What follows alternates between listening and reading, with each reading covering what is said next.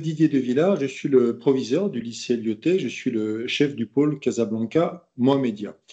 Bonne année à toutes et à tous, il est encore temps de vous souhaiter, de vous présenter nos meilleurs voeux et merci de nous rejoindre pour ce webinaire qui est une vocation informative et que nous allons décliner en deux temps.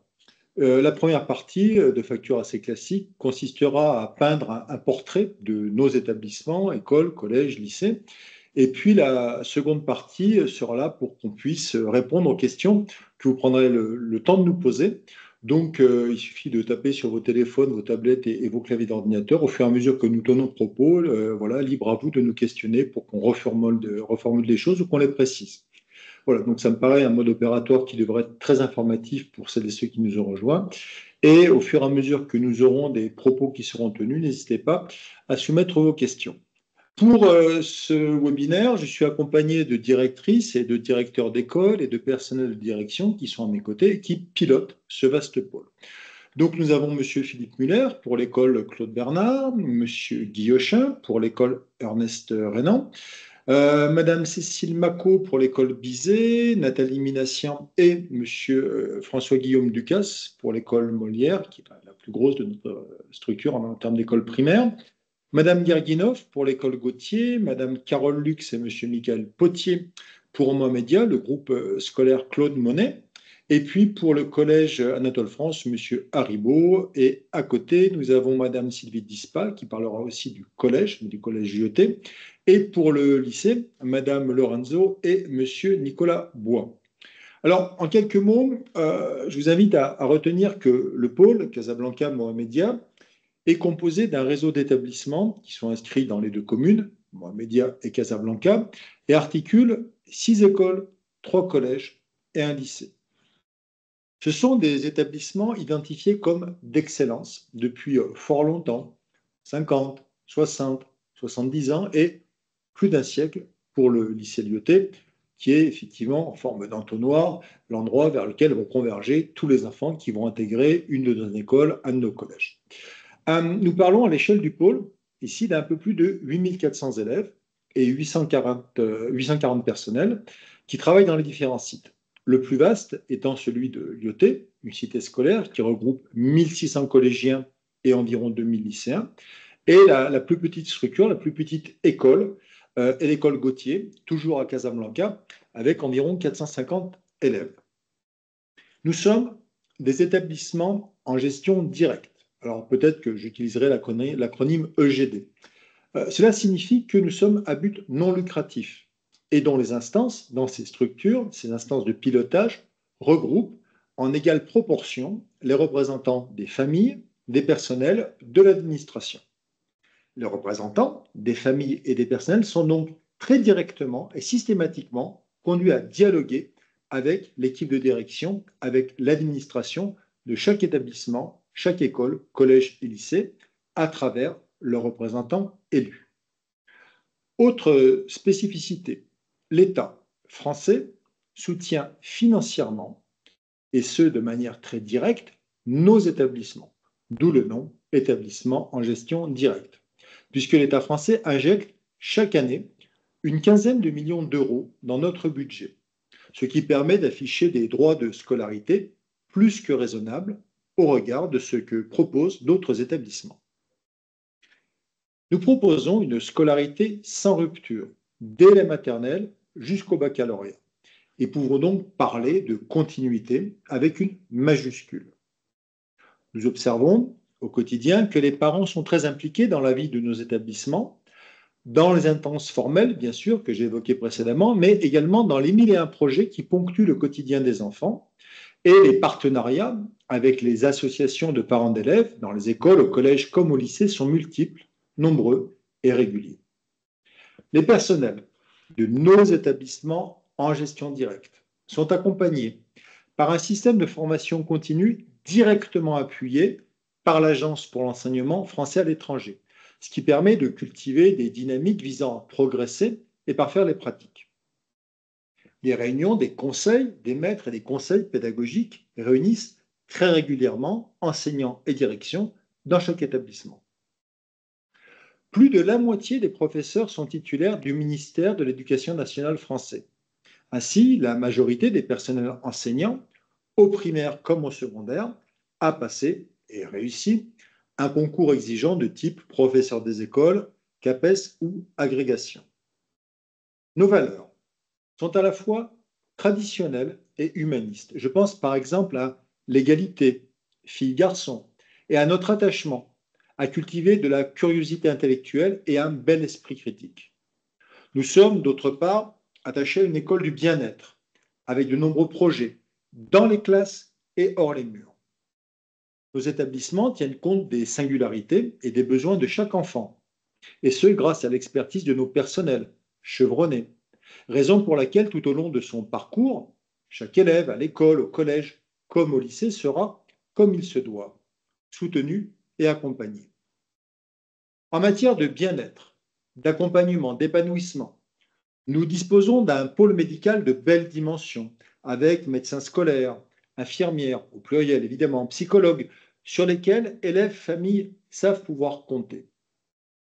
Nous parlons, enfin, aussi et peut-être surtout, d'un parcours de formation robuste et exigeant, accordant toute leur place aux fondamentaux, mathématiques, sciences expérimentales, langue, littérature, et qui, en même temps, cultive l'éducation artistique, l'éducation musicale, et accorde une grande importance à ce qui relève du culturel. Au-delà de ce temps de présentation, les collègues vont présenter d'autres éléments structurants du pôle. Et comme j'ai beaucoup parlé, et je suis d'une nature un petit peu bavarde, je vous propose une petite pause silencieuse, au cours de laquelle on va observer un petit diaporama qui va illustrer, avec quelques images, quelques photos, comment sont structurés nos différents sites.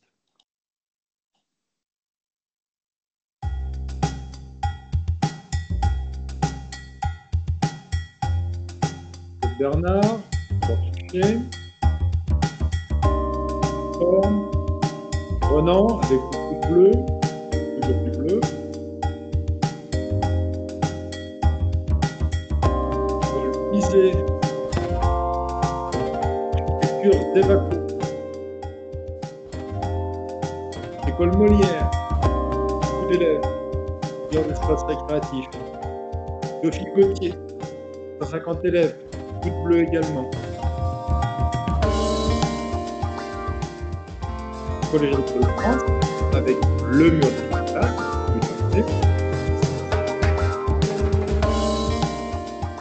Claude Monet, où nous avons une école primaire et un collège.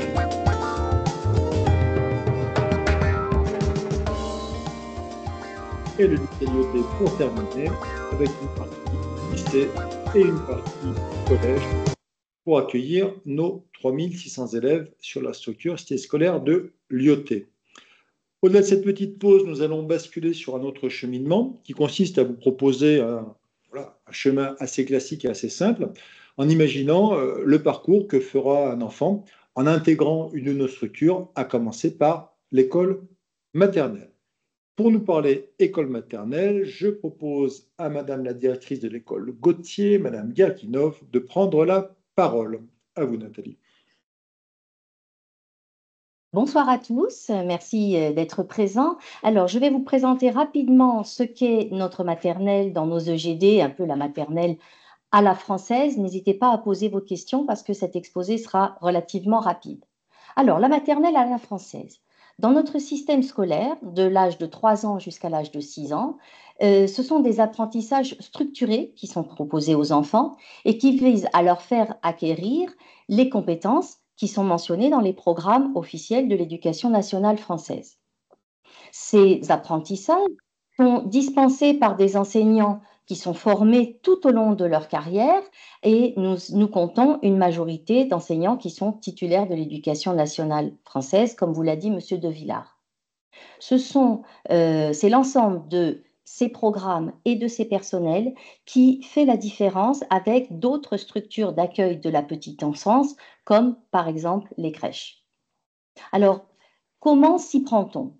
Eh bien, à l'école maternelle, on pratique une pédagogie par le jeu, avec une organisation qui alterne des modalités de travail, des modalités pédagogiques variées, comme par exemple des temps d'apprentissage guidés par l'enseignant de la classe en petits groupes, des temps collectifs, voire des temps de travail en individuel ou semi-guidés avec les assistantes des maîtresses. À l'école maternelle, les enfants progressent à leur rythme. Les acquis et les progrès des enfants sont évalués de manière régulière et continue dans une démarche d'évaluation positive qui est axée sur les réussites des enfants.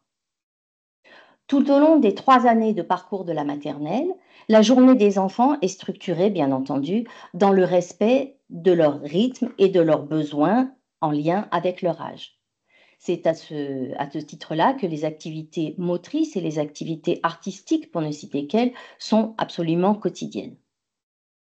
Les enfants sont encouragés à devenir de plus en plus autonomes et à développer ce que nous appelons des compétences psychosociales, c'est-à-dire, par exemple, l'empathie, la gestion des émotions, etc. Et ces compétences leur permettront de poursuivre leur scolarité dans les meilleures conditions.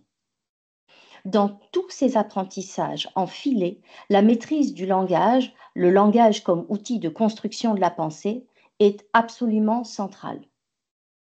Bien entendu, en plus du temps dédié aux apprentissages scolaires, différents services périscolaires, comme par exemple la garderie, la cantine ou des activités, sont proposés aux familles. Voilà, j'en ai fini pour cette brève présentation de la maternelle et je donne maintenant la parole à Monsieur Guillauchin, mon collègue, pour vous présenter le fonctionnement de l'école élémentaire. Merci Madame Guerguinoff. Bonjour à toutes et tous. Je suis Olivier Guillauchin, le directeur de l'école Ernest Renan. Alors, vos enfants arrivent à l'école élémentaire après 3 années de maternelle. Ils sont prêts à acquérir les apprentissages fondamentaux, qui représentent véritablement le fondement de notre cursus d'apprentissage dans nos structures. Ces fondamentaux sont lire, écrire, compter bien sûr, mais aussi résoudre des problèmes et acquérir une première culture scientifique et humaniste. Et c'est bien d'autonomie intellectuelle de nos élèves dont il est question ici. Ces apprentissages se poursuivent ensuite, bien sûr, au collège jusqu'à la terminale, dans le respect d'une continuité pédagogique à visée d'excellence, qui, me semble-t-il, a fait toutes ses preuves depuis de nombreuses années au sein de notre grande structure. Par exemple, à l'école élémentaire, le parcours linguistique des élèves débutés en maternelle s'enrichit. Après avoir bénéficié de 2 heures puis 3 heures d'enseignement de langue arabe de la petite section au CP, les élèves intègrent un parcours d'enseignement de 5 heures de la langue arabe, qui peut même être valorisé ensuite par une inscription en section internationale. Ces 5 heures sont complétées par 1h30 d'apprentissage de l'anglais, comme le préconisent d'ailleurs les programmes officiels de l'éducation nationale française. D'autres parcours éducatifs tels que le parcours artistique et culturel, le parcours santé, le parcours citoyen jalonnent toute la scolarité de nos élèves. Ces parcours présentent l'avantage de donner du sens aux apprentissages en les ancrant dans une pédagogie de projet pour former les citoyens de demain. Et puis, au-delà de ces parcours, sachez que les apprentissages sont abordés selon diverses modalités pédagogiques, de façon à les adapter aux spécificités de chacun de nos élèves. Alors, dans la perspective d'acquisition de compétences psychosociales dont parlait Madame Guerguinoff, par exemple, des classes transplantées, c'est-à-dire des séjours avec nuitée, ou bien des activités sportives comme celle de l'UCEP, l'Union sportive de l'enseignement primaire, des sorties scolaires à la journée, au théâtre, au cinéma, au concert, complètent l'offre éducative et pédagogique de nos établissements. Il me semble ici essentiel d'ajouter que la qualité des apprentissages au quotidien de nos équipes, le travail de nos équipes ne serait pas ce qu'il est sans le souci permanent d'assurer un climat scolaire serein et apaisé qui permet à chacun d'apprendre dans de bonnes conditions. Il s'agit là de travailler ensemble, avec vous, avec chaque famille qui nous fait confiance dans le cadre d'une coéducation harmonieuse. Et puis, en fin de parcours, à l'issue du CM2, sachez que nos élèves sont prêts à passer au collège, surtout à accéder cette fois à l'approfondissement des compétences et connaissances fondamentales que nous avons évoquées ensemble. Et puis, pour assurer cette transition fluide et apaisée vers le collège, il y a une liaison avec l'école, la liaison école-collège, qui est proposée aux élèves dès le CM1. Alors, elle s'organise autour de temps partagés avec les élèves du collège, et puis bien sûr dans le cadre d'une collaboration entre les équipes pédagogiques de l'école et du collège. Voilà, alors n'hésitez pas, surtout sur le mois qui vient, à participer à nos journées portes ouvertes. qui seront organisées donc, tout au long du mois de janvier au sein de nos écoles. Vous pouvez voir les dates, mais les retrouver aussi sur les sites de nos écoles. Et puis donc à bientôt, et je passe maintenant la main à mes collègues du secondaire pour la partie collège, et je vous remercie. Merci Olivier. Alors sur les séquences portes ouvertes, vous avez toujours à l'écran les dates qui s'affichent. On commence dès demain à Georges Bizet, jeudi 9 janvier. Et puis après, Renan le 13, Anatole France le 15, Théophile Gautier le 16, Claude Monet le 17. On bascule ensuite au 28 janvier pour Claude Bernard. Et à Molière sera le 31 janvier. Je crois que normalement, vous n'aurez pas de souci pour retrouver ces informations si vous rendez sur les sites de nos différents établissements. On va passer maintenant au secondaire. Alors, on va changer de format parce que pour le secondaire, on voulait prendre le temps de parler précisément du collège. Et les collègues qui vont prendre la parole se sont regroupés. Ils sont tous les trois côte à côte. Donc, à vous de prendre la parole, chère Colette, qui est dans une salle pas loin de moi normalement. Allez-y. Bonjour à tous, merci Monsieur le Proviseur. Donc, je suis Sylvie Dispa, la proviseure adjointe en charge des classes du collège sur l'IoT. Donc, nous allons vous présenter avec mes collègues ce qui caractérise les collèges du pôle Casablanca-Mohamedia. Tout d'abord, on va vous parler de la continuité des parcours qui a été un petit peu abordée par Monsieur Guillochin, qui passe en effet par ces temps de liaison école-collège, mais aussi liaison collège-lycée, afin de garantir à chaque élève un accueil personnalisé, bienveillant et de limiter les ruptures. Le collège Mohamedia, comme l'a dit Monsieur le Proviseur tout à l'heure, a l'école primaire qui est sur le même site, ce qui facilite les échanges. Et les collèges Anatole France et l'IoT travaillent très régulièrement avec les 5 écoles primaires du pôle afin de limiter ces ruptures. Dès l'année de CM1 et de CM2, les élèves des diverses écoles viennent visiter les collèges, travaillent sur des projets communs avec l'implication de tous les professeurs du collège et des écoles. Il y a aussi des temps forts qui sont proposés dès la rentrée de 6e dans chacun des 3 collèges, avec des séjours d'intégration qui permettent de mieux connaître les élèves, de les faire interagir entre eux autour de projets ambitieux. Ces temps forts, ce sont des occasions uniques de tisser des liens avec leurs camarades de classe. Un des points forts dans la continuité des parcours, un peu évoqué par M. Guillochin, c'est aussi le plurilinguisme, qui est au cœur de notre enseignement, avec des parcours d'excellence linguistique qui sont proposés au collège, avec par exemple de l'anglais renforcé et la possibilité pour les élèves en LV arabe de passer le brevet section internationale. Je vais maintenant laisser la parole pour le deuxième point à mon collègue, M. Haribo.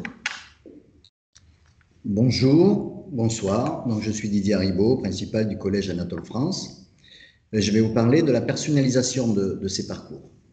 Les collèges du pôle Casablanca-Mohamedia personnalisent le parcours scolaire de chaque enfant afin de répondre au mieux à ses besoins éducatifs et à son bien-être. Le tout dans un milieu sécurisant, exigeant et surtout bienveillant, encadré par des équipes pédagogiques de qualité. Visant à être une référence en matière d'éducation, nos collèges engagent à chaque niveau d'apprentissage les élèves vers la réussite dans un climat scolaire serein et apaisé. Nos établissements s'engagent dans le suivi des élèves à besoins éducatifs particuliers, grâce à la mise en place des fameux projets d'accompagnement personnalisé que nous appelons communément les PAP, les PAP, mais aussi de plans de suivi de scolarisation qui sont adaptés aux difficultés et aux troubles passagers qu'ils peuvent rencontrer. Les enseignants motivés par la transmission des valeurs éducatives qui les animent et une exigence pédagogique qui vise l'excellence contribuent à cette réussite. Ces enseignants, à majorité titulaires de l'éducation nationale, comme le disait Monsieur le Proviseur, bénéficient d'une formation continue régulière, pilotée par des formateurs et des inspecteurs, toujours au fait des dernières nouveautés pédagogiques proposées par notre ministère. Et enfin, l'excellence, l'ambition, l'accompagnement et l'épanouissement des élèves sont placés au centre de nos attentions afin de former nos élèves à être des citoyens de demain, cultivés et éclairés. Je laisse la parole à Madame Lux, qui est la principale du groupe scolaire Claude Monet. Donc, merci Didier. Bonsoir à toutes et à tous. Donc, moi, je vais vous parler des projets que nous menons également au sein de nos collèges. Donc, nos 3 établissements ont également à cœur, bien évidemment, de développer divers projets. Donc, les collègues ont déjà évoqué en primaire les compétences psychosociales. Ces projets servent également le développement de ces compétences et ils permettent aussi aux élèves d'acquérir d'autres compétences relevant non seulement des objectifs d'apprentissage fixés par le ministère de l'Éducation nationale français, mais également leur permettant d'exprimer tout leur potentiel. Alors, que ce potentiel soit sportif, car nos établissements ont respectivement des sections rugby, foot et surf, rugby à Anatole France, foot à Lyautey et surf à Claude Monet, et les activités offertes par les associations sportives dans les 3 établissements. Des projets également tournés vers des propositions liées à la transition écologique, avec la création, par exemple, de jardins pédagogiques ou le nettoyage de plages. Leur implantation géographique au Maroc est également source d'inspiration. La proximité avec l'océan a permis la création de classes à enjeux maritimes et la langue et culture marocaine sont chaque année mises à l'honneur en décembre lors de la journée de la langue arabe.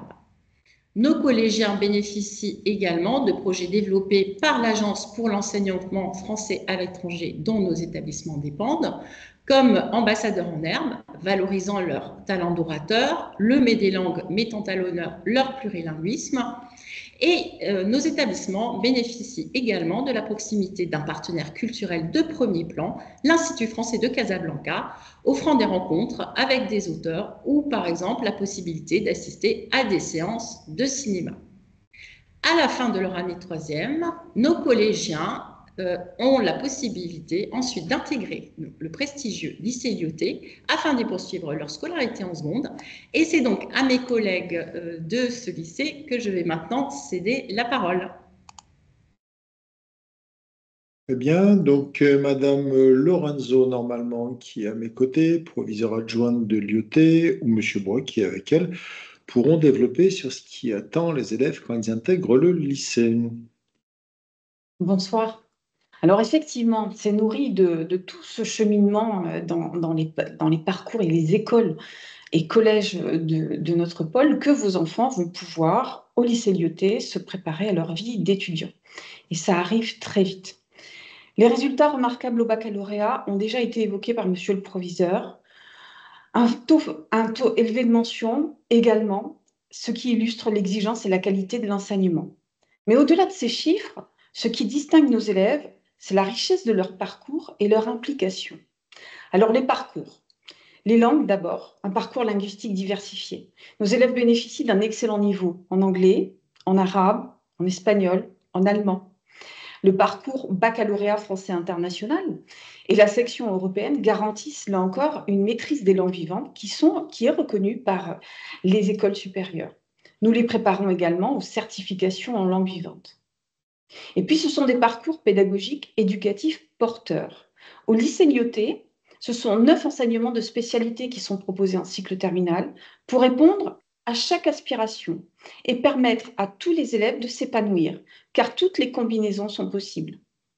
Les enseignements optionnels, sportifs, artistiques, linguistiques, viennent encore enrichir chaque projet. Et puis, il y a les ateliers thématiques. Ce sont pas moins de 50 ateliers qui sont proposés chaque année par des enseignants, qui permettent également de poursuivre autrement les apprentissages ou d'aborder des domaines nouveaux et innovants. J'en cite quelques-uns.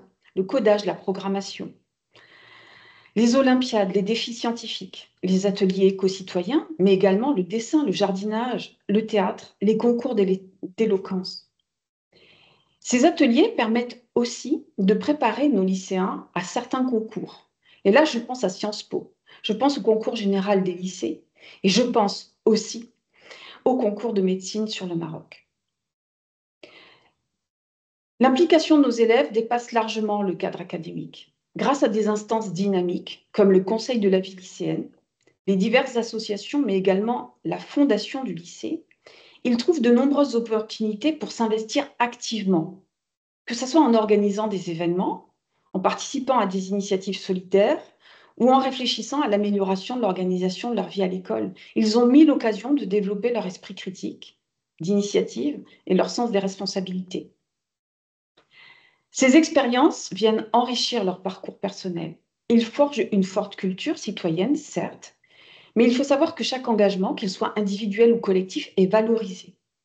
Et puis cela contribue fortement à l'ambiance collaborative et inclusive qui caractérise notre établissement. En s'investissant dans ces projets, nos élèves tissent des liens. Ils construisent un véritable réseau, tout en développant des compétences essentielles, telles que la gestion de projet, la prise de parole en public, la résolution de conflits, le travail en équipe. Ces qualités sont précieuses dans le monde d'aujourd'hui et les aident à se démarquer. Grâce à une préparation rigoureuse, mais également un accompagnement adapté, individualisé, nos élèves élaborent des projets d'études stratégiques. Ils réussissent brillamment leur transition vers l'enseignement supérieur. Ils sont appréciés pour leur savoir-être, leur adaptabilité. Ils intègrent chaque année des établissements prestigieux. Cet écrin offre à chaque élève un cadre d'excellence et d'épanouissement, je l'ai dit. Mais je dois ajouter que l'exceptionnelle structure du lycée, son ouverture culturelle, est également un atout. 2000 lycéens sont scolarisés. Cela leur permet de s'adapter à un monde en constante évolution et c'est un tremplin formidable pour la poursuite d'études à l'étranger et en France. Je vous remercie. Bien, écoutez, merci aux uns aux autres d'avoir présenté différentes séquences qu'on se proposait de partager avec vous, mesdames et messieurs qui nous avaient rejoints. Par rapport aux questions que je vois arriver tout doucement, continuez de taper sur vos téléphones, vos claviers d'ordinateur ou vos tablettes pour qu'elles nous arrivent et qu'on puisse y répondre. Avant d'y répondre, j'ai une première question qui a émergé assez rapidement, qui était la manière dont on doit s'y prendre pour inscrire un enfant en maternelle, en élémentaire, au collège ou au lycée.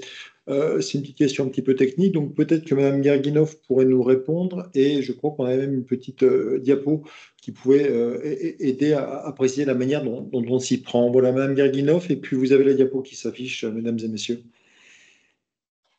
Très bien. Alors, pour s'inscrire, c'est très simple. Toutes les inscriptions se font en ligne sur le site dont vous avez l'adresse qui est affichée à l'écran, efmaroc.org.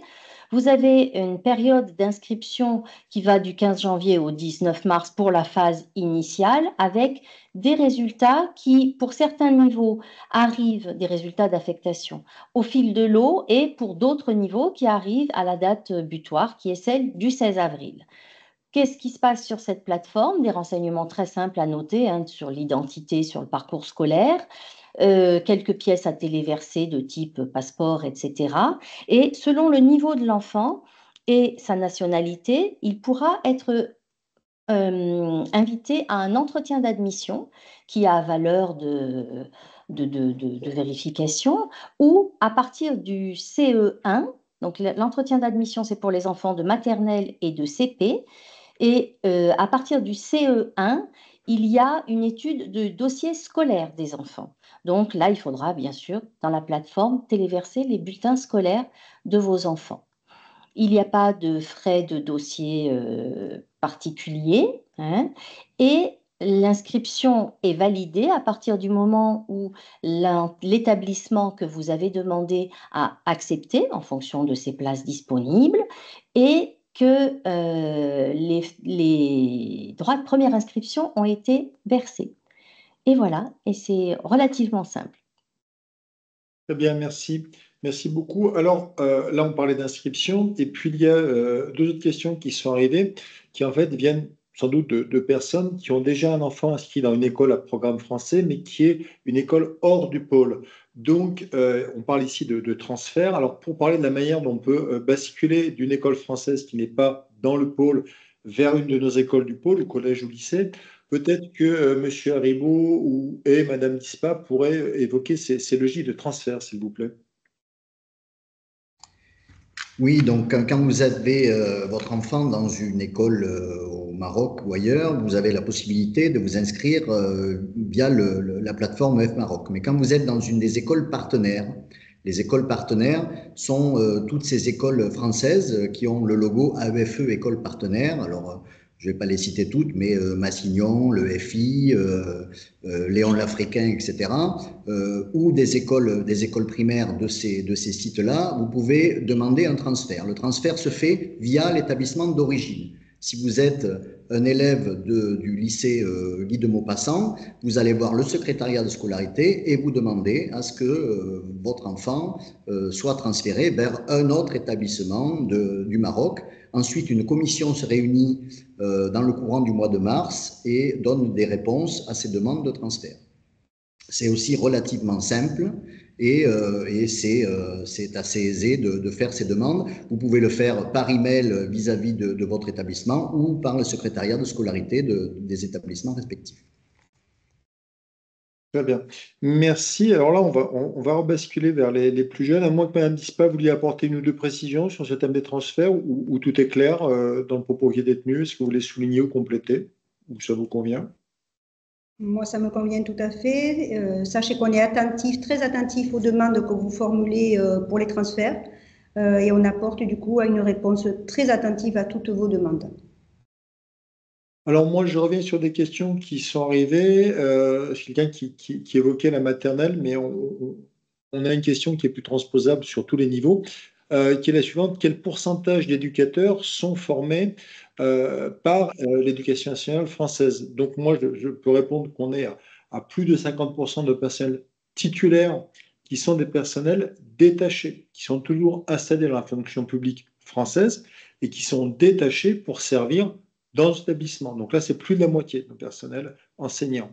Et à côté de ces personnes, on a des personnes qui ont passé les concours, mais qui ne sont pas dans la position administrative de détachement et qui travaillent avec nous et qui ont eu un CAPES, une agrégation, un concours de professeurs des écoles ou de maîtres et maîtresses, instituteurs, institutrices, c'est un autre mot, et qui en fait sont sous contrat de droit local. Donc à l'échelle de cette maison, on a largement plus de 50% de nos personnels enseignants qui sont titulaires. Une autre question qui a été posée, et là je vais laisser les collègues répondre parce qu'effectivement, voilà, je ne vais pas être le seul à parler ce soir, qui concerne l'apprentissage des langues. Et on parle de la maternelle, en particulier pour en maternelle, concilier le français et l'arabe, peut-être l'anglais. Donc pour cette histoire d'apprentissage des langues dès le plus jeune âge, on parle bien de la maternelle, peut-être que Madame Mako pourrait nous parler des langues pour le maternelle primaire, et peut-être que Madame Lux et ou Madame Lorenzo pourront ensuite nous parler des langues pour le collège et le lycée. Donc pour les langues, côté école primaire et maternelle, Madame Mako peut-être. Oui, avec plaisir. Bonsoir à toutes et tous. Je suis donc la directrice de l'école Georges Bizet. Alors en ce qui concerne les langues, tout d'abord, nous commençons cet apprentissage dès la maternelle, avec un éveil à la diversité linguistique dès le plus jeune âge, ce qui signifie qu'en fait vos enfants vont être confrontés à plusieurs langues, puisque on sait désormais qu'il est important qu'ils y soient confrontés très tôt pour leur capacité notamment d'audition et de phonation. Mais pour autant, il n'y a pas d'apprentissage particulier de telle ou telle langue, mis à part la langue arabe, puisque nous avons, comme nous l'avons dit tout à l'heure, 2 heures de langue arabe dès la petite section de maternelle. Ensuite, nous poursuivons avec 3 heures jusqu'au CP de langue arabe. Et à partir du CP, nous rajoutons 1h30 de langue anglaise, conformément à ce que demandent les programmes français. Et qui est une logique pour nous, puisqu'ensuite ce programme-là est poursuivi avec une accentuation de ces langues au collège et aboutit à une maîtrise parfaite à la fin du lycée Lyautey. Voilà. Merci. Je peux peut-être préciser sur le programme 3 heures, 5 heures, puisqu'il a été évoqué tout à l'heure, donc peut-être que c'est un point qui intéressera aussi les parents d'élèves. Lorsque l'enfant est de nationalité marocaine, la loi marocaine nous demande de leur proposer un programme de 5 heures de langue arabe sur la semaine. C'est ce que nous faisons. Tout enfant, y compris de nationalité non marocaine, a droit aussi de demander ce programme-là et nous l'encourageons à le faire. Néanmoins, les enfants qui ne sont pas de nationalité marocaine peuvent avoir 3 heures de langue arabe par semaine et ceux qui, par exemple, sont de nationalité franco-marocaine peuvent également en faire la demande et leur dossier est étudié pour cette demande.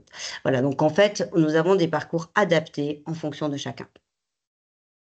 Merci. Partie collège et puis ensuite peut-être lycée sur les langues en général, peut-être.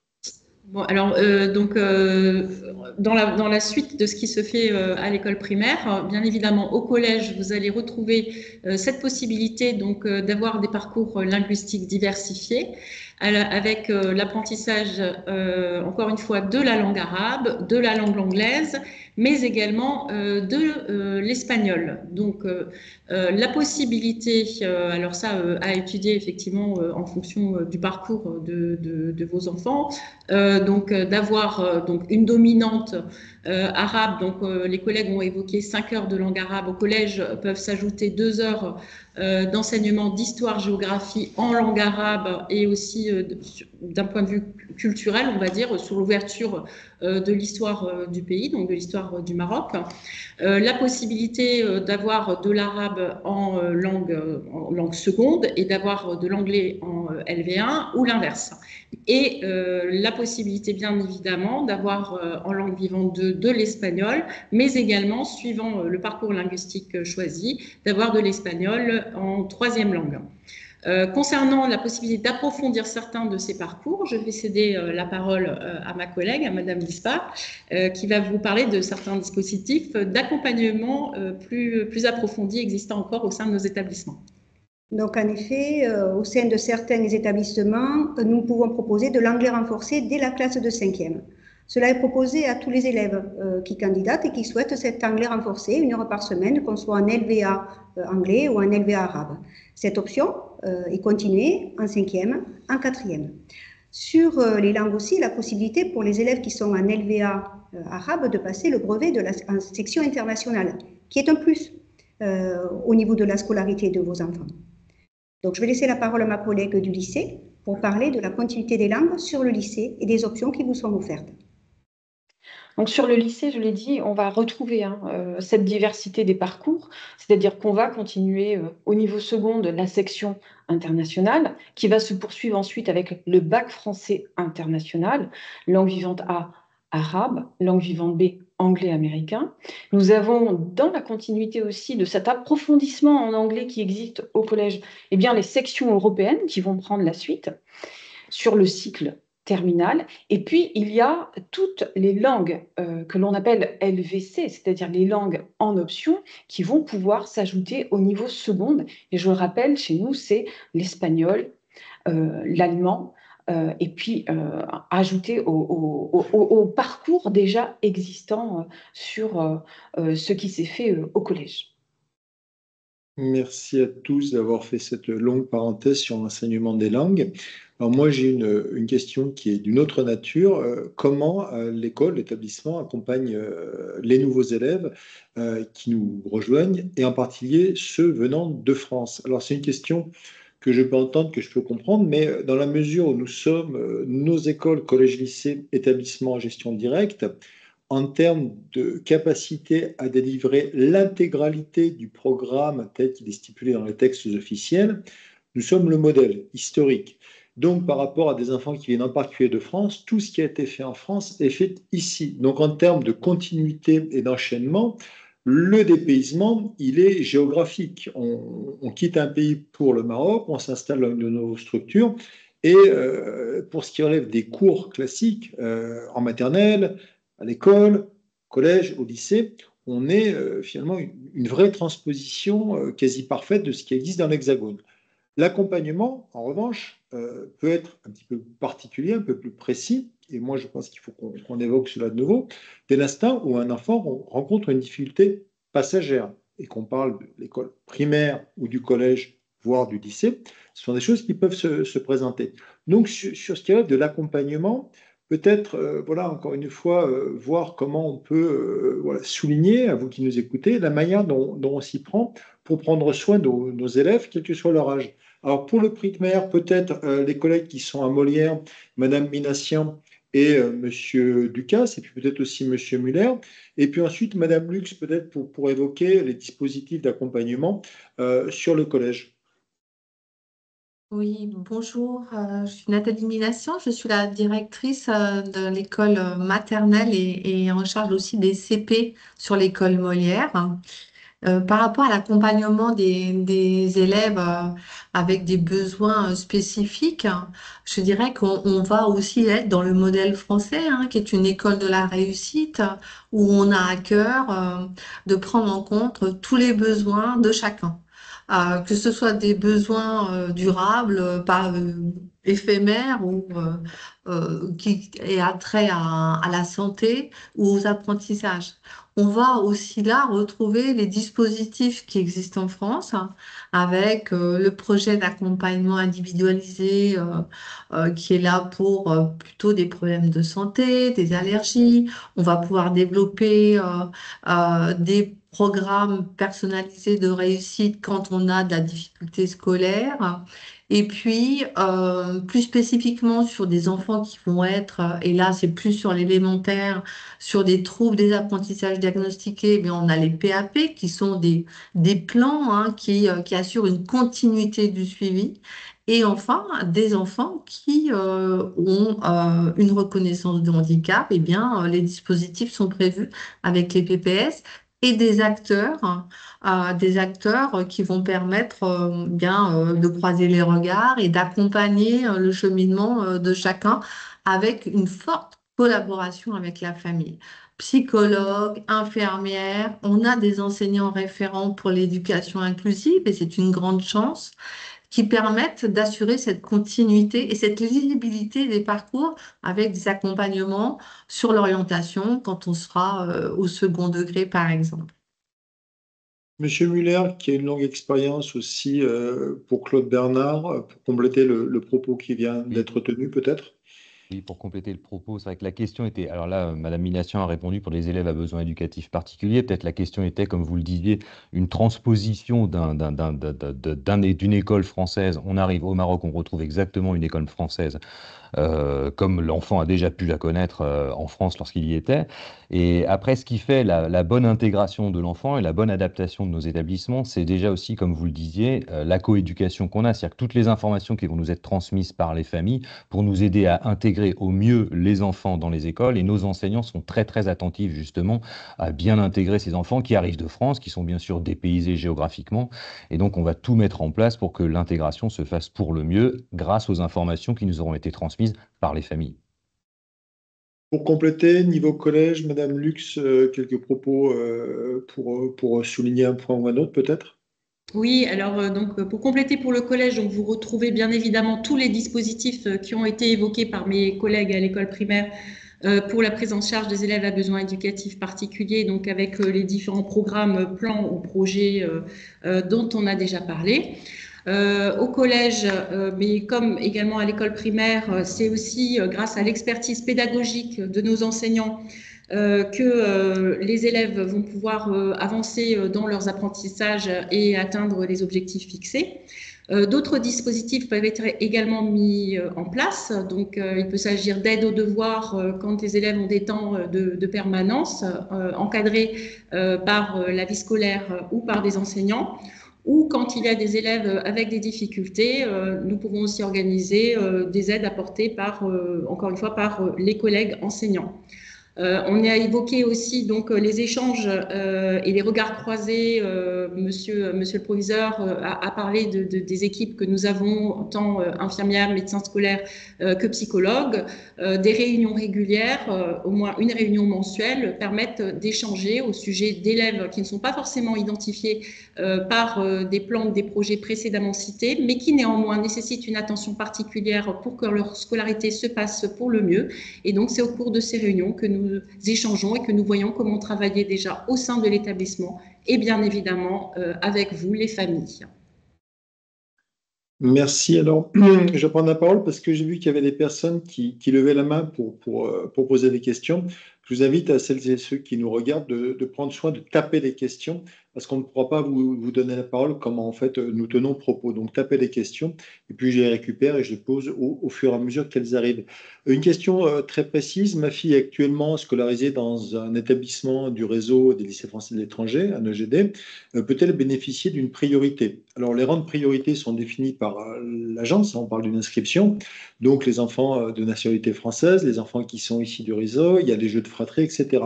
Donc ce qu'on vous expliquait tout à l'heure sur les procédures d'inscription, tout passe par la plateforme EFM Maroc. Donc connectez-vous, elle est plutôt voilà, austère de prime abord, mais tout est très complet. Donc dès l'instant où il s'agit d'une inscription, tout sera expliqué en termes de priorisation. Évidemment, quelqu'un qui a déjà un enfant dans le réseau va être plus prioritaire que quelqu'un qui en fait va le découvrir et qui voilà, n'a pas déjà un pied dans le réseau. L'autre question qui est toujours une question qui répond à la pression pour s'installer dans la structure, une question assez précise. Mon enfant, ma fille, est française et elle est dans une école qui est une école hors du pôle. Donc, a-t-elle les chances d'obtenir un transfert pour une entrée en sixième? Alors là, c'est une bonne question. Tout se rattache à la pression. Vous comprendrez, celles et ceux qui nous regardent, que nous, on monte nos élèves de primaire dans nos collèges et de nos collèges dans le lycée Lyoté. Par rapport à ça, au fur et à mesure qu'on fait des montées de cohortes, chaque année, il y a la vie qui fait que des personnes quittent Casablanca ou Mohamedia et d'autres s'installent. Donc, on réussit à peu près à trouver une espèce d'emboîtement entre les partants et les entrants, mais mon métier, c'est aussi de justement remplir les structures. Donc, à un moment donné, si j'ai voilà, beaucoup de départs, je vais accueillir beaucoup d'entrants. Si j'ai peu de départs, ben, je ne vais pas créer une classe pour 7 ou 8 élèves. Donc, il faut qu'on remplisse justement la structure. Donc, c'est vrai que sur la zone voilà, collège-lycée, il faut qu'on monte nos cohortes et il faut qu'on puisse, à un moment donné, considérer que les priorités sont les élèves que nous avons déjà. Donc, par rapport à ça, la seule certitude, et ça c'est affirmatif, un enfant qui rejoint une école du pôle a la garantie de faire le parcours de la petite section à la terminale. Okay. Quelqu'un qui veut rejoindre en cours de route, ça se passe bien, assez fréquemment, mais parfois ça peut coincer. Donc il pourrait arriver que sur tel niveau, telle école ou tel collège, voire au lycée, on ne puisse pas accueillir des enfants. Alors c'est rare, mais ça arrive, parce que quand une classe est saturée, même si on a beaucoup de classes, que toutes les classes sont saturées, pour 3, 4, 5 demandes qui m'arrivent, je ne peux pas repousser les murs, il y a des problématiques de sécurité et ça peut être voilà, compliqué. Parfois, des personnes sont contraintes d'attendre 1 an avant de nous rejoindre. Voilà. D'autres questions qui nous arrivent sont des questions d'une autre nature et on revient sur plutôt le côté école primaire. On nous questionne sur les services extrascolaires, sur tout ce qui se passe hors salle de classe et la manière dont les enfants sont voilà, accompagnés sur le périscolaire. Alors peut-être Monsieur Guillochin et peut-être Monsieur Muller pour nous parler du primaire. Et puis après, les 3 collègues qui maîtrisent bien le sujet collège pourront évoquer peut-être non pas le périscolaire, mais des singularités, je pense, aux sections sportives. Voilà. Monsieur Muller, Monsieur Guillochin, on commence par Monsieur Guillochin, ordre alphabétique. Allez-y. Oui. Alors, nous travaillons en étroite collaboration pour ce qui est du périscolaire avec nos associations de parents d'élèves qui sont très actives autour de nous et qui accueillent les enfants le matin assez tôt avant l'école, sur le temps méridien, notamment pour la cantine, et puis ensuite après l'école. Alors, je crois que la question est aussi posée en fonction des activités qu'on peut proposer sur ce temps-là. Il s'agit bien de garderie, de façon à faire patienter les enfants, à rendre un service aux familles qui commencent tôt et qui ont besoin de laisser leurs enfants, par exemple, le matin. Alors, je pense que dans la majorité des écoles, c'est plutôt 7h30 à peu près, et qui ont besoin qu'on accueille les enfants. Donc, les associations de parents d'élèves ont mis en place ce service, accueil des enfants. Les enfants ont des jeux pour patienter, s'amuser. Le matin, il n'y a pas vraiment d'atelier mis en place. Sur le temps méridien, les enfants ont la possibilité de manger sur chaque site. Ce sont également les associations de parents d'élèves qui s'occupent d'organiser le service. Alors, bien sûr.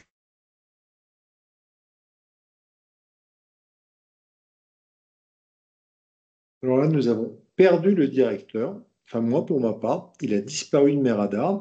Donc, si M. Miller peut prendre la balle au vol, voilà, je prends la balle au vol. J'espère que l'école Renan n'est pas sous la grêle ou la neige. Donc, nous avons un souci technique. J'espère qu'il va nous rejoindre. Pour compléter le propos, Monsieur Donc, pour Muller. compléter le propos, effectivement, donc les élèves ont la possibilité de déjeuner à la cantine. Donc, ils sont gardés par les animatrices qui sont employées par les associations de parents d'élèves ou les amicales de parents d'élèves. Et ils ont effectivement des activités qui peuvent leur être proposées pendant ce temps de pause méridienne. Ils retournent ensuite en classe et en fin de journée, à nouveau, les élèves peuvent bénéficier donc d'un temps de garderie avec des activités qui peuvent leur être proposées. Et ça va dépendre des écoles et des associations de parents d'élèves ou des amicales qui vont pouvoir proposer des activités telles échecs, théâtre, des activités de découverte scientifique, des activités d'anglais, pourquoi pas, si elles en ont la possibilité. Il y a des propositions qui sont faites d'inscription en début d'année, tous les ans, et les parents peuvent tout simplement inscrire leur enfant à ces activités périscolaires. Très bien. Petit problème de connexion, je suis désolé. Eh bien voilà, donc le propos a été complété par Monsieur Muller, et voilà, Merci, Monsieur Muller. les routines que vous avez installées dans vos différentes écoles sont les mêmes, donc c'était intéressant, après coupure, de rebondir. Sur le collège, pas de coupure, vous êtes tous les trois toujours en ligne. Peut-être évoquer une singularité qu'on trouve sur chacune des structures que vous connaissez mieux que bien, je pense aux sections sportives. Donc, chaque établissement a une section sportive différente. En ce qui concerne le collège Lyoté, c'est une section sportive football, où il y a des tests qui seront proposés aux enfants qui souhaitent candidater, filles ou garçons, puisque nous avons une section sportive foot filles et garçons, sur le mois de mai, pour les enfants intéressés avec des tests, où les enfants seront convoqués sur des mercredis après-midi.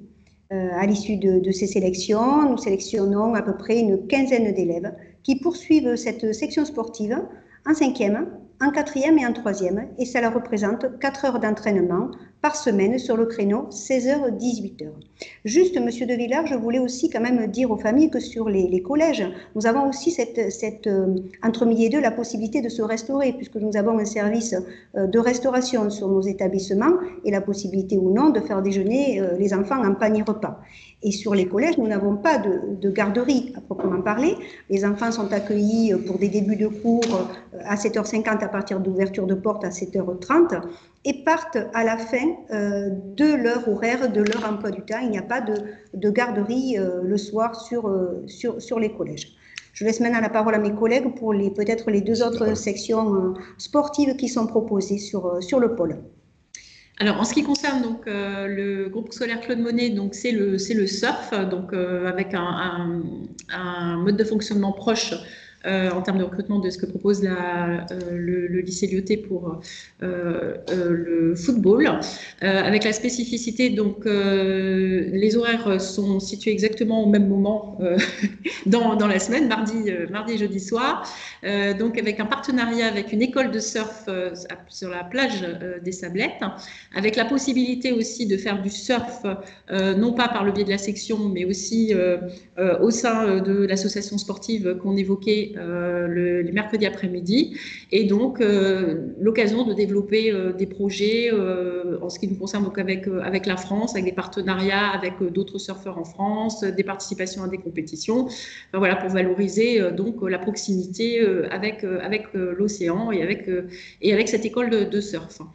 Pour rajouter un autre point concernant aussi la prise en charge des élèves sur le temps scolaire entre midi et 2, nos structures proposent aussi des clubs avec des clubs échecs, astronomie, théâtre, et donc la possibilité pour nos élèves de s'éveiller sur la pause méridienne à d'autres activités, histoire des arts par exemple aussi pour préparer l'oral du brevet. Enfin voilà, il y a moult possibilités indépendamment du sport pour s'épanouir au sein de nos structures. Je vais céder la parole à mon collègue pour le rugby. Donc, le collège Anatole France possède une section rugby, section sportive rugby officielle, donc, qui est en place depuis plusieurs années, qui regroupe 60 élèves de la 6e à la 3e, avec des entraînements réguliers en partenariat avec le COC, l'équipe de rugby de Casablanca, qui nous prête son terrain et son infrastructure jusqu'à maintenant, et nous avons un projet de construction d'un terrain de rugby synthétique à proximité du collège Anatole France. Cette section sportive est mixte, bien entendu, et participe à tous les tournois internationaux de rugby qui peuvent avoir lieu. L'année dernière, nos équipes sont allées dans les îles Canaries et cette année, nous accueillons le tournoi international de la Méditerranée qui aura lieu à Casablanca au mois d'avril et qui réunit toutes les équipes des sections sportives des lycées français du monde et de France. Donc, il y a 17 équipes qui vont venir participer à ce grand tournoi. Donc, nos élèves ont 3 heures par semaine de rugby, en plus de leur activité sportive et scolaire traditionnelle. Pour compléter le propos, puisque tous les élèves qui sont sur nos collèges vont ensuite au lycée Lyautey, ces sections sportives s'arrêtent en classe de 3e et ne sont pas poursuivies sur le lycée. Oui, c'est important de le souligner puisque j'expliquais dans mon propos liminaire, c'est vrai que la dynamique du lycée, seconde, première, terminale, elle répond à une histoire longue, à une aspiration qui correspond à celle des élèves, celle des parents et à notre savoir-faire. Donc c'est vrai qu'en termes de densité de cours, en termes d'ateliers, en termes d'options, en termes de spécialités, sur la zone lycée, on est vraiment sur un temps qui prépare le post-bac avec un niveau académique plus que robuste. Et c'est vrai que sur ces exigences, on a conservé tout ce qui relève de la pratique corporelle et sportive à travers notre grosse association sportive où on a 1200 élèves inscrits, qui marche très bien. Mais par rapport au temps disponible pour les élèves, on a fait le choix de ne pas leur proposer des emplois du temps de 40 ou 42 heures et de s'arrêter plutôt à 36 heures, sachant que les élèves qui sont les plus friands de choix d'options larges et variées viennent des samedis matins pour beaucoup d'entre eux parce qu'en fait, on n'arrive pas à tout rentrer tellement ils font des langues, plus des langues anciennes, plus des options. Une question sur la restauration scolaire et la pause méridienne. Donc la question est la suivante. Est-ce que toutes les maternelles proposent un service de cantine et un service périscolaire? Je ne sais pas qui peut répondre. Peut-être Monsieur Ducasse qui n'a pas pris la parole ce soir, qui nous parlera de la cantine de Molière. Et puis si une ou un collègue veut compléter le propos, ça sera très bien. La cantine à Molière, comment ça se passe? Alors, bonsoir à toutes et bonsoir à tous. Alors, la cantine à Molière, on a une cantine pour les maternelles qui est organisée en plusieurs services. Et on a une cantine pour les élémentaires où on a à peu près 500 et quelques élèves qui y mangent tous les jours. Au niveau des écoles du pôle, on a la plupart des écoles du pôle qui ont des cantines pour les maternelles et les élémentaires, avec certaines particularités, où quelques collègues pourront compléter. Mais oui, depuis cette rentrée, et même la rentrée d'avant, l'ensemble des écoles essaient d'assurer un service et une continuité pour les familles dès le matin, le midi, avec un temps méridien encadré, comme disait mon collègue, par des intervenants de cantine et assurer ça. Donc la cantine est bien mise en place sur nos établissements, en maternelle et en élémentaire. Très bien. Peut-être l'expérience qui marche bien, on améliorait pas mal les choses à l'école Gautier, Madame Guerguinoff. Oui, Madame. Et également. Voilà. Excusez-moi, c'était un peu long de mettre le micro. À l'école Gautier, oui, il y a aussi un service de restauration à l'intérieur de l'établissement. C'est la première année. Avant, il y avait un service de restauration externalisé et nous accueillons les enfants en maternelle comme en élémentaire sur le temps méridien. La seule différence avec les enfants de maternelle, c'est que quand ils sont petits, ils vont se coucher après. Voilà, c'est tout. Bon. Tout le monde va à la garderie ou à la cantine. Alors, on a une question qui revient, qui est celle de la transition CM2 6e, et on nous pose la question, existe-t-il des dispositifs mis en place pour faciliter l'intégration? Sur ce sujet, peut-être que les collègues qui en fait évoquent particulièrement le collège, Mme Dispa, M. Haribo, Mme Lux, pouvaient prendre la parole sur l'intégration des élèves lorsqu'ils arrivent de CM2, sont les plus grands, et puis là, ils deviennent les plus petits du collège. Voilà, nous vous écoutons. Alors, en ce qui concerne nos écoles, comme nous constituons un pôle, les écoles primaires sont toutes associées à un collège ou à des collèges de notre pôle, que ce soit le collège de Claude Bonnet, le collège du lycée Lyautey ou le collège Anatole France. Les élèves qui demandent à aller dans un de nos collèges ont systématiquement une liaison qui est organisée tout au long de l'année Donc là, par exemple, la semaine prochaine, il y a une liaison sur des activités de biathlon qui sont organisées entre des écoles primaires et les collèges qui vont sur 3 semaines, sur 3 lundis, avoir des actions de liaison. Dans le courant de l'année, nous accueillons dans nos collèges aussi les élèves de CM2 sous différentes formes, avec différentes activités. En l'occurrence, on accueille sur 2 jours tous les élèves des écoles primaires dans les collèges avec des activités pédagogiques et avec un emploi du temps d'un élève de 6e, comme si l'élève de CM2 était en 6e, pour qu'il puisse vivre l'actualité et la vie d'une école de collège de 6e qu'il rejoindra à la rentrée. Et parallèlement à la rentrée, nous avons des dispositifs particuliers d'accueil de nos classes de 6e qui sont choyés avec des endroits particuliers dans les cours où ils se sentent un petit peu protégés et une attention particulière des professeurs, particulièrement des professeurs principaux de 6e qui sont rompus à l'exercice. Oui, c'est vrai aussi qu'on n'a pas parlé des commissions de liaison. Ce temps, afin de limiter les ruptures, est un temps important pour nous, où nous travaillons avec nos collègues des écoles primaires. Les enfants sont en effet accueillis, mais les professeurs travaillent en lien avec nous, les directeurs d'école, avec nous, afin de nous signaler toutes les situations, afin que tous les enfants, dès leur arrivée en septembre, soient accueillis et que nous puissions mettre en place tout ce qui est nécessaire à leur accueil. Alors, avec une particularité donc, pour le groupe scolaire Claude Monnier, c'est que vous avez in situ l'école primaire et le collège. Donc, bien évidemment, cela donne l'occasion à divers temps déjà de l'année ça permet aux élèves de CM2 déjà scolarisés dans le groupe scolaire d'avoir connaissance par le biais de divers projets de ce qui va se passer en collège. Et nous avons aussi donc la possibilité d'organiser des liaisons CM2 6e au plus tôt dès la rentrée scolaire entre les enseignants pour que les suivis d'élèves spécifiques soient connus. Et comme l'ont évoqué aussi déjà les collègues lors de la présentation du collège et de la liaison CM2 6e, nous réservons toujours un temps particulier à nos 6e ou une journée particulière d'intégration pour que les élèves se connaissent, pour que les élèves se sentent à l'aise au sein du collège. Il est à souligner aussi que nos emplois du temps ont été créés afin de mettre en place des groupes allégés. C'est-à-dire que dans le cadre en effet de la réforme du collège, les élèves sont à 24, maximum 24 en français, en mathématiques. Il y a aussi des alignements en langue. Les cours de langue se font à moins de 24, ainsi qu'en sciences. Donc ça aussi, ça garantit la qualité de l'enseignement et la continuité pour un accompagnement individualisé. Alors, il y a plein d'autres questions qui arrivent, je vais les prendre au fur et à mesure. Est-ce que l'inscription en petite section à Théophile Gautier sera possible pour la rentrée prochaine? Oui, la réponse est oui. La question vient parce que nous sommes en cours d'homologation. Ça signifie qu'on a une petite section qui fonctionne, on n'a pas de souci, mais à l'échelle du pôle, quand je réfléchis au pôle, moi j'ai 300 classes, d'où les 8400 élèves. Sur le moment où on installe un nouveau niveau, petite section, il faut le faire fonctionner 1 an. Pendant cette année, nous sommes visités par des inspecteurs qui nous décernent le label d'homologation que nous devrions obtenir sans difficulté puisqu'on a un savoir-faire qui est quasiment ancestral. Donc oui, on peut inscrire ses enfants en petite section à Gautier.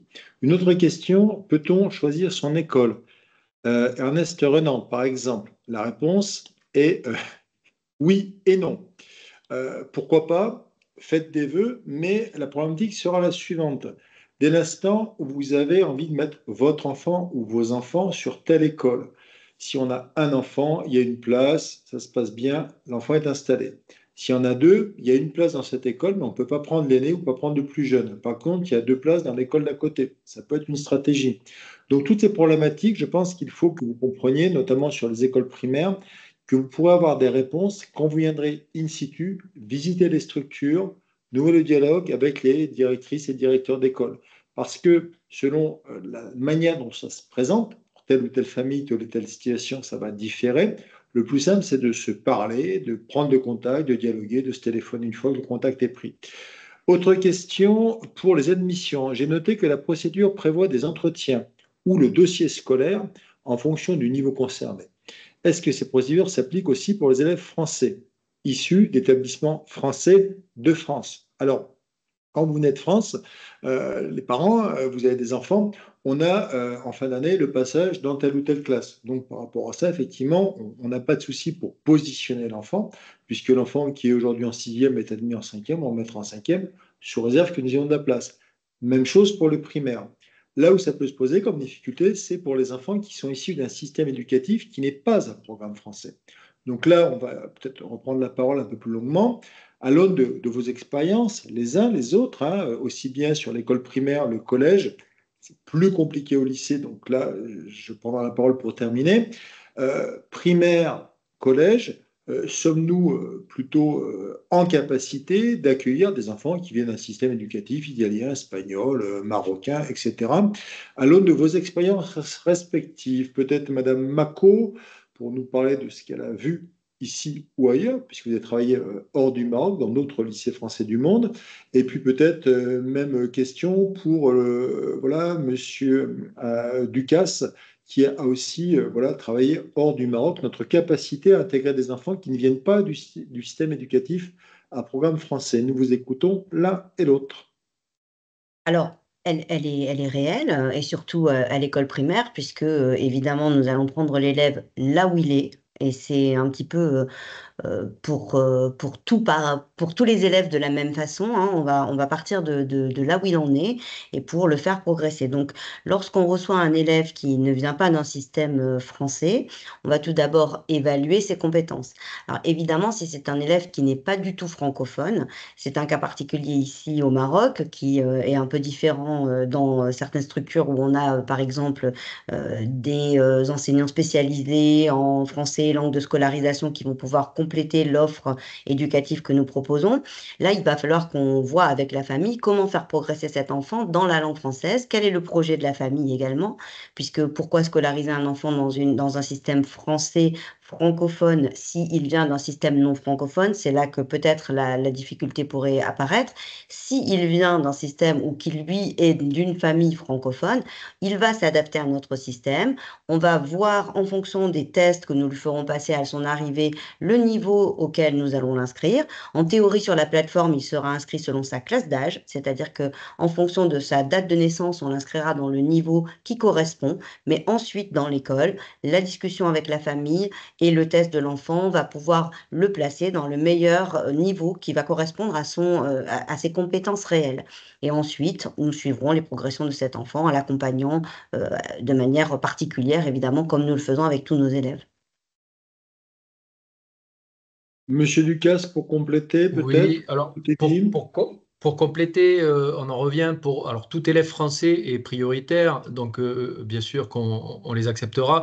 Et je rejoins Madame Mako, un enfant français, mais en prenant l'exemple, quand j'étais dans un autre pays, qui arrive et qui est totalement allophone, qui ne parle pas français, comme dit Madame Mako, on va adapter, on va l'inscrire, on l'accompagne, on individualise le parcours et on l'accompagne dans toute sa scolarité. Donc, on accompagnera toujours tous les enfants français qui arrivent, qu'ils soient allophones, francophones ou pas, dans nos établissements.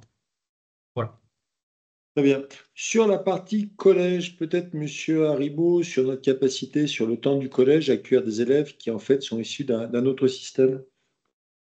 Alors, il nous arrive tous les ans, bien entendu, d'avoir des demandes d'inscription d'élèves qui viennent de notre système. Donc, j'ai vu dans les questions qu'il y avait une question qui était posée sur un élève qui viendrait du CNED, du Centre national d'enseignement à distance.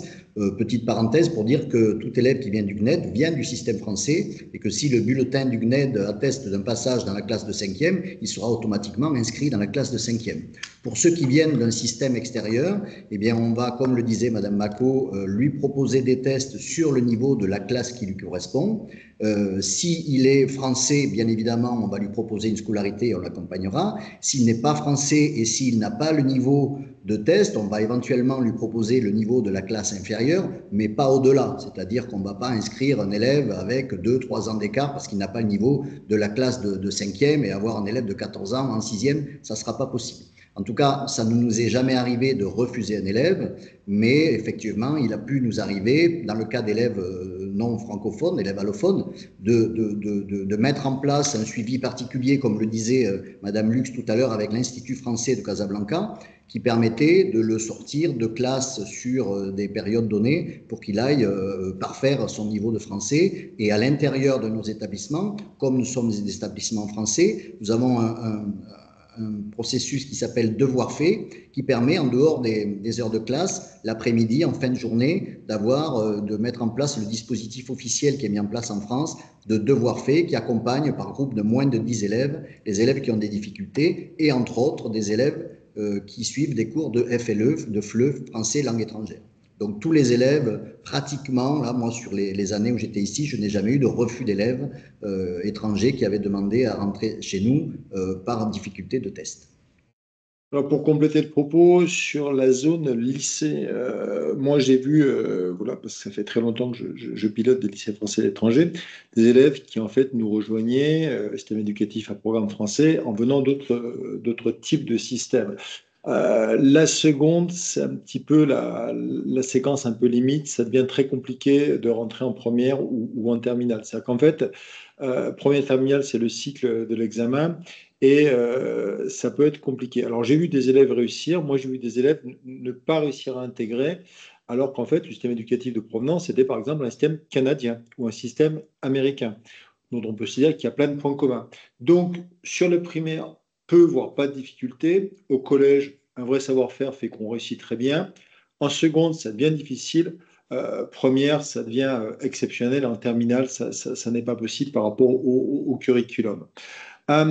D'autres points, ça pourrait être intéressant de revenir sur l'aide aux devoirs, opération devoirs faits, accompagnement des élèves qui effectivement ont besoin d'être tenus, soutenus. Je pense autant du collège. Alors, est-ce qu'on a du tutorat, des choses comme ça? Moi, je le sais, mais pour répondre à ces questions, évoquer rapidement les collègues qui en fait répondent aux questions au collège, ce qui se passe sur l'accompagnement, l'aide aux devoirs, les devoirs faits et le tutorat, par exemple, à tour de rôle.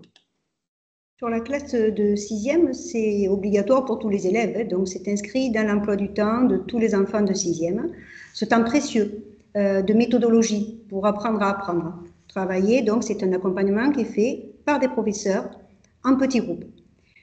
Pour les élèves de 5e, 4e et 3e, c'est une possibilité qui est offerte aux élèves et aux familles si elles acceptent en effet ce temps d'accompagnement supplémentaire.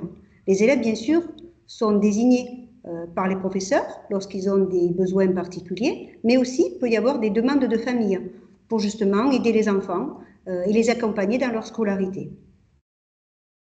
Oui, en différenciant donc le processus qui est devoir fait ou d'aide aux devoirs, donc qui est plutôt, comme l'évoquait ma collègue, axé sur la méthodologie et sur l'accompagnement de l'élève pour qu'il devienne autonome aussi, tout en lui donnant, lui apportant une aide pour effectuer donc ses devoirs et donc hors la classe, et on essaye au maximum quand ça concerne des élèves au-delà de la 6e que ça se fasse lors du temps, comme je l'évoquais, de permanence.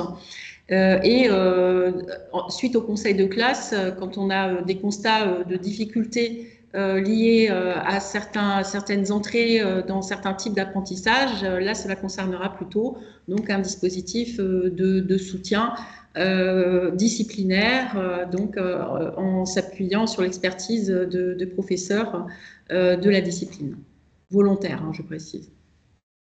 Très bien. Merci. Une question qui a été posée il y a un petit moment et puis je l'ai un peu oubliée. Comment intégrez-vous les nouvelles technologies dans les salles de classe? En quelques mots, pour voilà, primaire, collège et éventuellement lycée, si une ou un collègue veut expliquer comment ça se passe pour le primaire, qu'elle prenne la parole. Parce qu'effectivement, on a une capacité à utiliser de nouvelles technologies dès le primaire, évidemment au collège et bien sûr au lycée. On n'avait pas prévu ce type de questions, je ne sais pas à qui donner la parole. Le premier qui dégaine a gagné, chers collègues, directrices et directeurs. Madame Garguinov, j'ai vu une main qui s'agitait, et puis à côté, je crois que j'ai vu la main de Monsieur Ducasse aussi. Donc l'un puis l'autre, voilà, nous vous écoutons. Monsieur Ducasse, vous êtes à l'écran. Désolé, je pensais que c'était Madame Voilà. Perrine. Les nouvelles technologies, allons-y. Alors, les nouvelles technologies, alors aujourd'hui, que ce soit en maternelle ou même en élémentaire, aujourd'hui, c'est dans nos programmes. Donc, en fait, on a justement les nouvelles technologies qui sont au cœur de nos programmes. Alors, en parlant concrètement, par exemple, dans tous nos établissements, maintenant, on fonctionne avec des tableaux numériques interactifs. Nous avons des tablettes qui sont intégrées dans les classes, qui sont travaillées, en fait, avec nos équipes pour le mettre au service des apprentissages des élèves, que ce soit par atelier, que ce soit dans différentes choses. Par exemple, sur la journée de la langue arabe, les élèves ont travaillé sur une programmation avec des robots à l'école Molière, où les parents ont pu venir observer justement les réalisations là-dessus sur les nouvelles technologies. Donc en fait, nos établissements, que ce soit en premier degré, où on a une première approche, une première découverte, et après avec cette découverte, en fait, on commence à construire, on programme, on utilise ces technologies petit à petit pour ensuite qu'on construise un parcours dans le collège et le lycée. Voilà. Merci. Côté collège, en quelques mots, brièvement, nouvelles technologies au collège. Alors moi, je veux juste parler du projet PIX. Donc, le projet PIX, c'est un projet qui a été mis en place en 2019 pour les élèves de troisième dans un premier temps, et ensuite peut-être les collègues en parleront pour le lycée en terminale. Depuis la rentrée 2024, tous les élèves du collège, de la sixième à la troisième, peuvent suivre le projet PIX. C'est un projet qui évalue tout au long de la scolarité d'un enfant ses compétences numériques. Donc, elles sont nombreuses. Donc, il y a 16 grandes compétences numériques qui sont évaluées par tous les enseignants régulièrement, tout au long de l'année et tout au long des 4 années du collège, pour arriver à une validation en fin de troisième d'un niveau de compétences particulier dans le numérique. Et bien entendu, comme le disaient nos collègues du primaire, nous avons des salles informatiques, des ordinateurs portables, en sciences particulièrement, nous sommes équipés en informatique, et depuis plus d'une dizaine d'années, nous sommes au fait de tous les matériels informatiques. Je voulais faire un complément. Côté lycée, Madame Lorenzo, peut-être, ou Monsieur Bois, si vous êtes toujours aux côtés de Madame Lorenzo sur les nouvelles technologies, mais au niveau du lycée, c'est une question qui est peut-être moins qui appelle à une réponse plus concise. Je ne sais pas. Nous vous écoutons. Voilà, c'est dans les enseignements, hein, c'est obligatoire. Hein, ça, c'est de la seconde avec la SNT, et puis on retrouve sur le cycle terminable avec l'enseignement scientifique, et puis tous les enseignements scientifiques se font également dans des salles qui sont largement équipées. Et puis il y a la certification PIX, hein. Il ne faut pas l'oublier, c'est-à-dire qu'effectivement au niveau terminal, il va y avoir cette certification. Alors les élèves continuent d'améliorer leur profil de compétences numériques. Cette certification, elle est présentée au niveau du baccalauréat et elle remonte dans Parcoursup maintenant. Bien sûr. Alors, une petite question technique. Pour les familles ne résidant pas encore au Maroc, installation prévue prochainement, est-il possible de réaliser le dossier sans adresse formelle sur Casablanca? Oui, la réponse est oui. Vous allez sur la plateforme, vous avez le droit de ne pas avoir aujourd'hui l'adresse que vous aurez au 1er septembre. Ça ne doit pas empêcher une demande d'inscription. Ça, c'est très clair. Une autre question, est-ce que mon enfant, qui est de nationalité française ou de nationalité marocaine, aujourd'hui, pas scolarisé dans le groupe, pourrait intégrer une moyenne section dans telle ou telle école? Là, c'est une problématique de place. Très clairement, nous avons aujourd'hui dans nos structures des élèves en petite section. Il y en a un nombre 10, 12, 15, 20, 25, peu importe la structure, ces élèves vont monter. Par rapport à cette montée de cohorte, si on avait un effectif plein en PS, il n'y a pas de place libérée en MS. Et ça, c'est le principe où tout serait fermé. Nous observons, je le disais il y a quelques minutes, que à tous les niveaux, dans toutes les écoles, vu la dimension du pôle, il y a un petit peu de mouvement. Des familles nous quittent, des familles arrivent. Donc c'est vrai qu'il faut toujours faire la demande. Et là aussi, notamment sur les classes de maternelle, réfléchir à une stratégie qui est de mettre un pied dans le pôle. La petite section est une évidence. C'est par là qu'on nourrit la structure. MS, c'est un peu plus compliqué. PS éventuellement, puis après LCP. Donc par rapport au lieu d'habitation, au site géographique, il y a plusieurs questions qui demandent si c'est une priorité, type carte scolaire, où en fait on regarde la proximité entre le domicile et l'école. On ne peut pas l'appliquer à l'échelle de Casablanca. Donc par rapport à ça, il faut pour moi visiter nos structures. Et si vous faites le choix d'opérer des demandes d'inscription, mesdames et messieurs, ne pas faire un seul vœu sur une école. S'il y a 5 places, il y a 30 vœux, ça va être compliqué. Donc, il faut aussi avoir une stratégie qui est de visiter plusieurs écoles et d'oser faire un plan A, un plan B, un plan C. Pour tout ce qui relève des élèves à besoins éducatifs particuliers, nous avons une question qui est de facture assez classique. Un enfant qui en fait a un syndrome d'Asperger. Donc par rapport à ça, est-ce que nous savons accueillir ce type d'élève? La réponse est oui, dans la mesure où en fait l'élève a un profil qui permet de l'installer dans la classe et de suivre des cours avec une exigence singulière. Donc sur ce point de l'accompagnement des élèves avec ce type de singularité, on a à l'échelle du pôle des personnels spécialisés qui accompagnent les enseignantes et les enseignants. Donc on parle ici de personnes qui ont un acronyme qui s'appelle les EREI. Et peut-être pour nous en parler un petit peu plus longuement, on pourrait redonner la parole à Madame Minassian, par exemple, qui évoquait ce type de problématique tout à l'heure, à travers donc les projets singuliers qu'on met en place, les PAP, les PAI. Donc un enfant qui en fait se retrouve avec ce type de singularité, comment s'y prend-on en s'appuyant sur les experts que sont les EREI? Madame Minassian.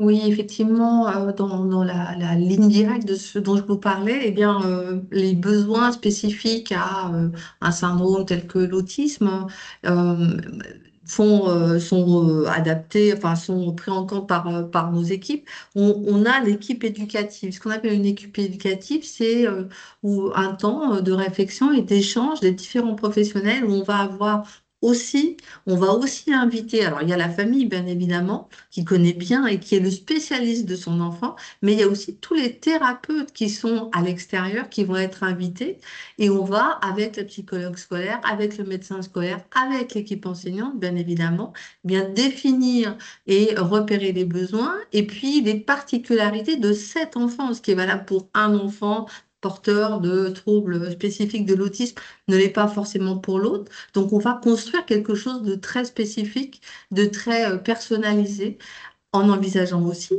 un accompagnement par une aide humaine, hein, en accompagnant pour les enfants en situation de handicap, qui va pouvoir lui aussi participer à la réussite du parcours scolaire de cet enfant.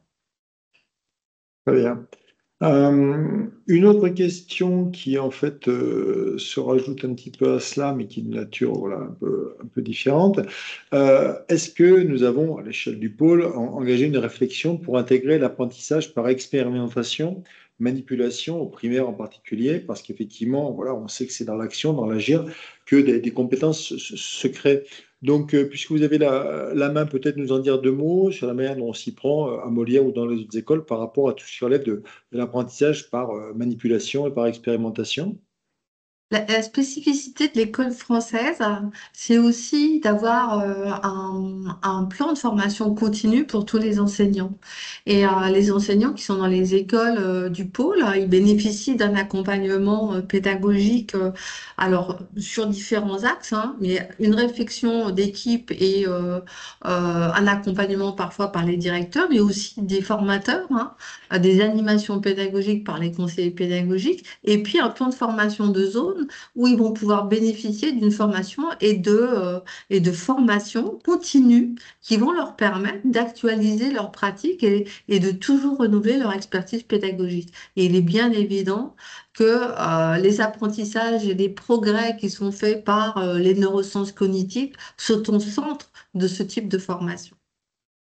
Alors, une question qui est une question de parents classiquement, qui se rattache au moment où en fait on pourrait être conduit à faire des entretiens, à passer les fameux tests pour intégrer le système. La question est la suivante, est-ce que vous proposez des aménagements, surtout du côté empathie? Les interactions peuvent effectivement être très importantes parce qu'au moment où l'élève passe le test ou s'entretient, peut être très ému. Donc sur la manière dont on s'y prend quand on conduit des entretiens, où on fait passer des tests, je pense notamment aux collègues du primaire qui le vivent depuis un petit moment maintenant. Je ne sais pas, peut-être que du côté de Monet, on pourrait répondre à la question. Monsieur Potier, qui avait peut-être déjà fait ce type d'exercice, comment on s'y prend pour qu'un enfant qu'on va évaluer pour bien le positionner dans tel niveau de classe, soit rassuré au moment où effectivement on fait ce fameux test? Oui, bonjour à toutes et à tous. De façon assez naturelle, en fait, l'accueil de l'élève, il se fait d'abord avec sa famille, et puis ensuite les tests sont faits, mais de façon, on va dire, très empathique, très accompagnée. Il n'y a pas de pression particulière, il s'agit juste simplement d'évaluer un niveau plutôt que de passer un examen. Donc en fait, l'enfant est mis en condition sur un temps assez limité également, hein. Il ne s'agit pas d'y passer toute la matinée. Et puis, on évalue son niveau et ensuite, surtout et avant tout, on échange avec la famille sur sa production, sur les choses qu'il a réussi à faire ou pas. Et puis, ça nous permet de déterminer son niveau, tout simplement. Voilà, mais on le fait avec une grande bienveillance et pour mettre tout le monde dans, on va dire, une bonne démarche d'accueil pour et avant tout l'élève. Très bien. Écoutez, merci pour ces précisions. J'ai une question qui date d'un petit moment. Tout à l'heure, je crois que c'était sur le propos qui évoquait le lycée, a été évoqué les ateliers. Et je pense qu'en fait, il y a des personnes qui pourraient qu'on précise ce que signifie atelier, parce que les ateliers, ça ne correspond pas au périscolaire du primaire.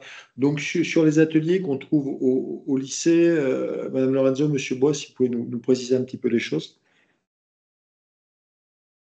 Oui, mais en fait, les ateliers sont en fait des dispositifs qui vont permettre aux élèves d'élargir un petit peu leur champ d'action par rapport à ce qu'ils peuvent faire dans les enseignements. Donc, ça peut être sur des thématiques extrêmement variées, aussi bien sur des disciplines artistiques que sur des disciplines scientifiques, littéraires. Donc, chacun va trouver un petit peu ses centres d'intérêt. C'est des choses qui peuvent parfois aussi servir comment dirais-je, à préciser son dossier, son projet d'orientation, à préciser sa poursuite de formation. Et puis aussi, parfois, pour certains, commencer à préparer certains concours général, il y a certaines olympiades. Voilà, ce type d'activités qui sont très variées et qui sont souvent sous la houlette, parfois des professeurs de spécialité en première et en terminale, et puis sinon des professeurs qui accompagnent les élèves au quotidien. Alors là, il y a plusieurs questions techniques sur les dates d'inscription sur les sites EFM, une autre question sur les dates vont-elles s'ouvrir à l'issue des journées portes ouvertes, d'autres questions sur les conditions d'acceptation en petite section. Le temps a passé, on va devoir terminer ce webinaire. Moi, je pense qu'il faut que vous reteniez, mesdames et messieurs, le fait qu'au-delà des propos qu'on a tenus ce soir, en essayant de répondre le mieux possible à des questions, parce que ça défile les questions, alors j'essaie de les agglomérer pour les poser. L'idée, c'est vraiment de peut-être réafficher les dates sur l'écran des journées portes ouvertes et de rappeler ensuite sur la deuxième diapo comment se rendre sur le site EFM. Voilà. Vous serez accueillis par les directeurs, les directrices, leurs équipes. L'idée, évidemment, même chose sur les zones collèges.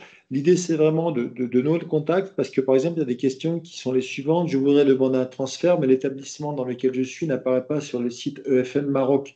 Ça, c'est des choses qu'on pourra résoudre dans le dialogue en tête-à-tête. Donc, vraiment, encore une fois, au-delà de la dimension de ce pôle qui peut impressionner, dans chaque école, dans chaque structure, voilà, venez poser des questions. Si vous n'êtes pas disponible pour les portes ouvertes, passez un coup de fil, de façon à ce qu'on puisse dialoguer et se renseigner les uns les autres, de façon à ce que les singularités des parcours puissent être prises en considération. Je parle des parcours de la famille qui a le droit de bouger, d'aller d'un site vers un autre, qui a des désirs d'inscription dans telle école précise, mais si ça risque d'être très difficile, le plan B, le plan C que j'évoquais. Dernière chose sur le jeu des fratries, même problématique sur les fratries. Une famille qui nous dit, voilà, moi je voudrais mettre les 3 enfants, un au primaire, un au collège et un au lycée. Bon, de toute façon, l'élève qui sera au primaire, quelle est l'école la plus proche du site qui pourrait être visé?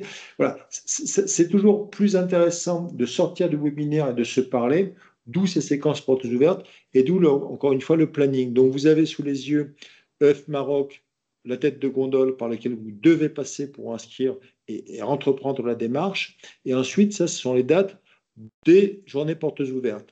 Allez sur nos sites des écoles, collèges, lycées, prenez de l'information, questionnez, de façon à ce qu'au-delà de cette soirée webinaire, vous puissiez avoir des réponses plus précises qui correspondent à votre situation personnelle et familiale. Merci à mes collègues d'avoir été présentes et présents, d'avoir répondu aux questions. Merci à vous, mesdames et messieurs, d'avoir pris le temps de nous rejoindre à 18h. Il est bientôt 19h30. On espère avoir à travers cette opération webinaire, qui est une petite première pour nous, répondu à des interrogations, peut-être de façon pas assez exhaustive, pas assez précise, mais l'important, c'est qu'on puisse rentrer en contact. Donc, merci encore une fois à toutes et à tous d'avoir été présentes et présents. Et puis, nous allons nous quitter pour passer peut-être à table, puisque l'heure du dîner approche. Merci encore, bonne soirée à toutes et à tous, et une dernière fois, une excellente année. Au revoir. Merci, au revoir. Au revoir. Au revoir, messieurs, dames.